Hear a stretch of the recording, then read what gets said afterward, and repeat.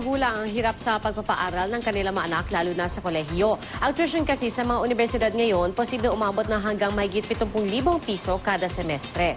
Balita natin ni Victoria Tulad. Isang malaking hamon sa mga magulang ang mapaaral ang kanilang mga anak sa kolehiyo.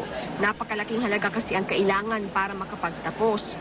Base sa datos na nakalat ng GMA News Online para sa nagdaang taong 2012-2013, sa Ateneo de Manila University, umaabot ng halos 3,000 piso ang tuition kada unit.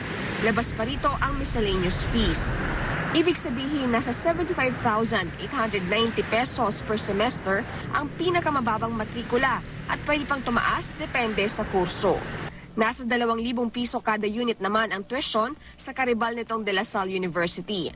Depende sa kurso, umaabot ng 62 hanggang 67,000 per semester ang magagastos ng bawat estudyante rito.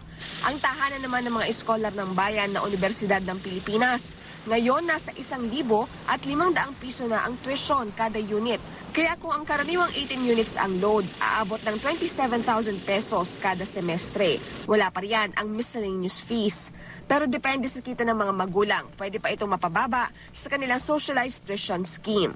Sa Far Eastern University, mahigit 1,300 ang matrikula kada unit. Ang mga nursing students, nagbabayad ng 30 hanggang 40 mil kada semestre.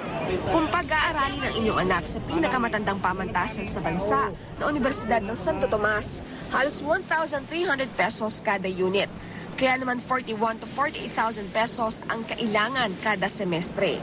Pero meron pa rin namang abot kaya ang matrikula, gaya ng Polytechnic University of the Philippines na 12 pesos lang kada unit.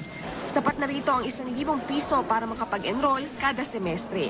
Mahalaga ang makapagtapos ng kolehiyo, dahil ito sa oportunidad ng pag-unlad. Pero ang daang ito maraming pagsubok, kaya naman dapat itong paghandaan. Dapat ding maisip ng mga kabataan na kinabukasan nila ang nakasalalay dito at hindi ito dapat sayangin. Victoria Tulad, GMA News.